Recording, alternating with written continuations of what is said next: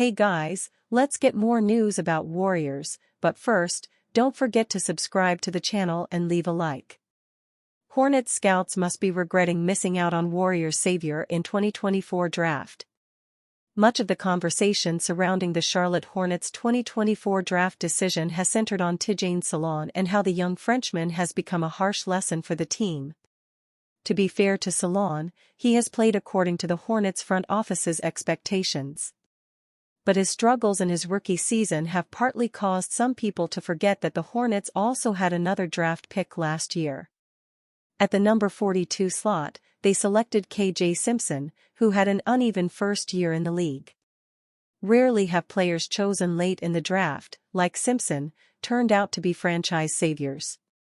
However, the prospect chosen 10 picks after the former University of Colorado Boulder point guard was picked up has been a godsend for the Golden State Warriors. There wasn't much fanfare surrounding the Warriors' second-round selection of Quinton Post, who spent his first 2 collegiate years with Mississippi State University before playing for 3 seasons for Boston College. Even the Dubs didn't know what they had in the big man, trading him to the Portland Trail Blazers in a 4-team draft day deal before reacquiring him. In his first few months in the professional ranks, Post played more in the G League than in the NBA before finally cracking Steve Kerr's rotation. His numbers ended up not standing out much, but his ability to crash the boards and spread the floor has proven valuable for Golden State. Most folks would attribute the marquee franchise's resurgence this season to new star Jimmy Butler, but Post also deserves credit for giving the squad a reliable piece at the center and power forward positions. The Dutch hoopster is also a key reason it has a 3-1 lead over the Houston Rockets in the first round of the playoffs. Thrust into the starting lineup after the Warriors' Game 2 loss, he hauled in 12 rebounds in Game 3 before pouring in 13 points off the bench in the fourth meeting. Of course, it's difficult to assume that Post would have developed into the same player he is now had the Hornets landed him last year, especially since he would have been at the bottom of the depth chart. In addition, he doesn't fit their timeline despite being a rookie because he turned 25 last March. However, if Charlotte had been able to draft and develop him, it could have had a big man who would complement LaMelo Ball and Brandon Miller well on offense and with the poise of a veteran. At worst, he could have supplied the organization with a high-value trade asset. The good news is that Simpson has displayed the potential to be a solid playmaker, shot creator, and defender. Still, the Hornets scouting department should take some notes on what the Warriors did right in last year's draft. Warriors Stephen Curry reveals what's stupid about dust up with Dillon Brooks.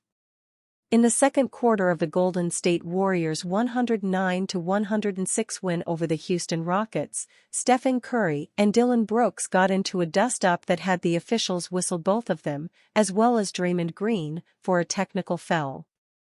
Brooks, after getting Curry on a switch, bumped into the Warriors star, knocking him over to the ground as a result. After Curry got up, Brooks tried to get into his head by snatching the ball away from him, but the Warriors star decided that he wasn't about to get punked and shoved the Rockets' wing in return. But before the shoving match ensued, Curry held up a 2 sign with his fingers to remind Brooks of how many fouls he had at the time. This may have been what agitated the Rockets' wing further, leading to both of their technical fouls. But on the prior possession, Brooks began everything by reminding Curry that he had just 1 foul, perhaps as a reminder that he can still play physical defense against the Warriors star. Following the game, Curry expressed his frustration that he was called for a technical foul when he was simply responding in kind to how Brooks was treating him. That was so stupid because he had did it literally the play before, and I just returned the favor. But they didn't see him. They saw me. It's like siblings, the second ones will get in trouble, Curry said in his post-game presser, via 95.7 The Game on X, formerly on Twitter. Regardless, it was Curry and the Warriors who had the last laugh against Brooks and the Rockets. They took a 3-1 lead in the series, inching ever so closely to a trip to the second round of the playoffs, and it'll be quite the vindication of their efforts if they do manage to fully overcome a Rockets team that's fully intent on making life as miserable as possible for them. Jimmy Butler went down with a pelvic injury after he was undercut while grabbing a rebound during the early goings of Game 2 of the Golden State Warriors' first-round clash against the Houston Rockets.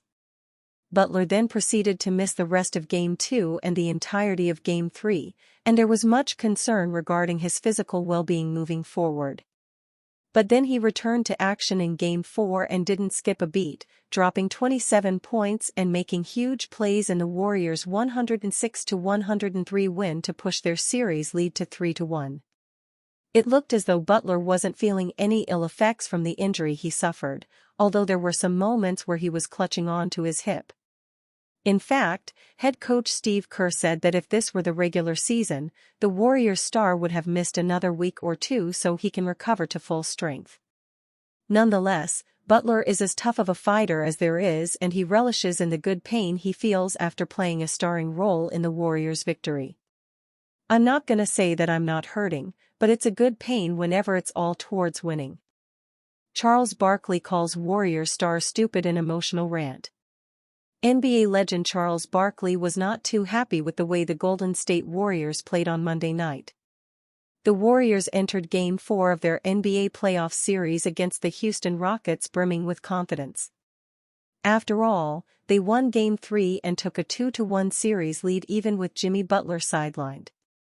However, Monday's contest was a bit messy for the Warriors, who allowed the Rockets to get in their heads rather than playing like a composed championship-caliber team. Both Steph Curry and Draymond Green were given technical fouls after a heated moment with Houston forward Dillon Brooks, while Jimmy Butler also joined in talking trash to Brooks while struggling offensively early on. As Inside the NBA reviewed the first 2 quarters of the game at halftime, Chuck didn't hold back in his assessment of the Warriors. He even went as far as calling both Green and Butler stupid for their actions. "Let me just say this is just a bunch of stupidity, this ain't got nothing to do with basketball," Barkley stated. "These guys gotta settle down and play basketball. All that other stuff, nothing's coming of it. I told Kenny, I said, I think the Rockets are going to win this game because they want the game like this. The Warriors aren't playing basketball, they're out there being stupid. Draymond's being stupid, Jimmy's out there being stupid, and the Rockets are like, okay, they're playing down to our level." The Warriors ended the half against the Rockets trailing by 7 points, 57-50, so it's not surprising why Barkley was critical of the Dubs. After all, Golden State knows very well that its focus should be on basketball rather than falling into Houston's mind games. Luckily for the Warriors, despite the issues they encountered during the contest, they ended up beating the Rockets 109-106 to take a 3-1 series lead. And you, fan? What do you think about Charles Barkley's situation? Write to us in the comments.